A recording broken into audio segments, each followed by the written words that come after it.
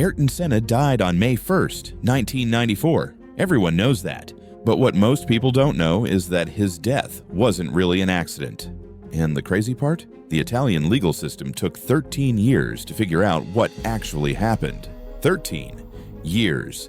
And when they finally did, nobody went to jail. So let me set the scene. It's 1994.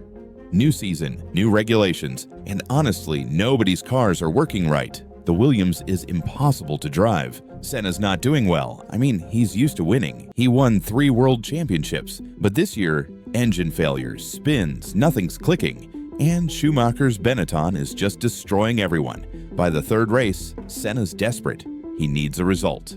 Then Friday happens and his teammate Rubens crashes really badly. He survives, but you could feel that this track was different. This track was dangerous. Saturday morning during qualifying, Roland Ratzenberger lost it on a fast corner. He hits the wall at 314 kilometers per hour. He dies right there. First F1 death in over a decade. And you know what happened? They didn't stop the race. Why? Because Italian law says if someone dies at a sporting event, you have to interrupt it. So they just didn't report it until he got to the hospital. I'm not making this up. They buried death to keep racing. Race day. Senna takes pole. Schumacher's right behind him. The tension's insane because both of them need this win. Lights go out. Immediately there's a crash. Debris all over the track. They bring out the safety car. Then on lap 7, when they restart, Senna and Schumacher are going at it again. And then something happens that Senna doesn't expect. He goes into the Tamburello Corner. This is the fast left-hander, and his car just goes. There's no skid. No warning. His car just leaves the track and he hits the wall at 211 kilometers per hour. A tire comes off and it goes straight through his helmet. He's bleeding everywhere. Medics find him with a barely detectable pulse, barely alive. And here's the thing that gets me. They helicopter him to Bologna Hospital. He's in critical condition. The race goes on. No one tells the others. Schumacher finishes. Senna never wakes up. Then it got strange. Evidence began to vanish. Prosecutor Maurizio Passerini takes the case. He's going to be investigating this for literally over a decade. He seizes Senna's car.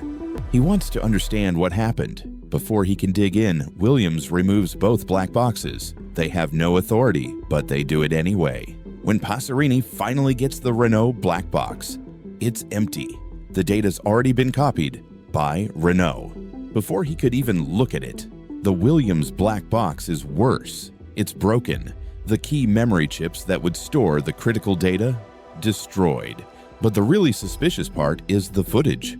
Folks, Bernie Ecclestone's company that runs Formula One, Senna's car had an onboard camera. It caught everything. Frank Williams got the tape days after the crash. Passerini had to wait 4 months for it. And when he finally gets it, the last second before the collision is just gone. The frame cuts off. The most important frame, the one that shows what actually happened. They tell him it's a technical glitch. Someone hit the wrong button in the broadcast truck. Maybe. Or maybe not. A few months into the investigation, a former Formula One driver calls Passerini. He's been looking at the crash photos and he noticed something everyone missed. The steering wheel. It didn't look like it was cut off by rescue workers. It looked broken. So Passerini has someone examine it properly. They do a metallurgical analysis, and they find something that changes everything. Someone had modified Senna's steering column. They cut the original tube, put a smaller one in its place, and welded it back together.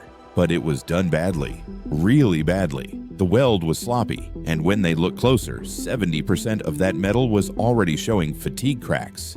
Before the crash, before he even hit the wall, one thing keeps a driver alive when he crashes: the steering wheel. That was broken. Now here's the question: why would anyone do this?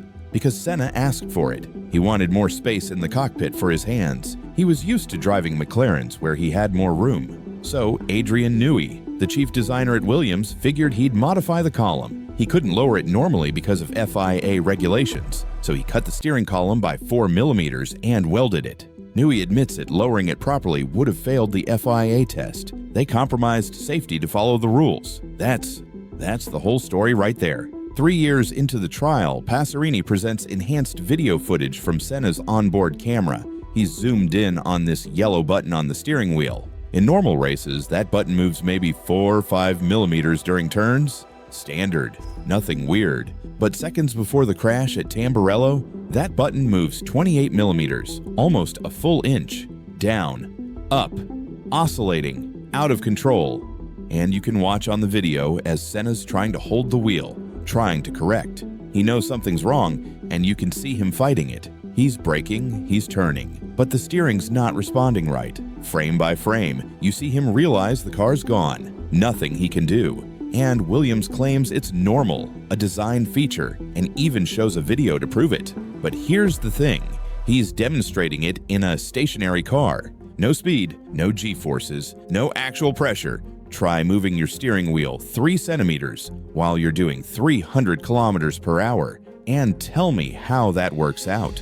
The trial goes on for 9 months, 31 hearings, 50-plus witnesses, thousands of pages of evidence. By the end, Pacerini's proven it. The steering column failed. Patrick Head and Adrian Newey were responsible for quality control. They were negligent. The judge leaves the room to think about it. 3 weeks later, he comes back and acquits everyone, all 6 defendants. His reasoning: the modification wasn't a routine thing. The engineers trusted the people doing the work, so technically, nobody's responsible. That's where it ended for most people. Case closed. Accident. Nobody to blame, but Pacerini didn't stop. A new attorney general looks at the case, appeals it, take it to the Supreme Court. 9 years later, 2003, the Supreme Court agrees. They overturn the acquittal. Patrick Head is found guilty. But then they realize something. The statute of limitations expired. He's guilty. Officially, legally guilty. But he can't be punished. So in 2007, 13 years later, the court rules the steering column caused the crash. Patrick Head is found responsible, yet no jail time.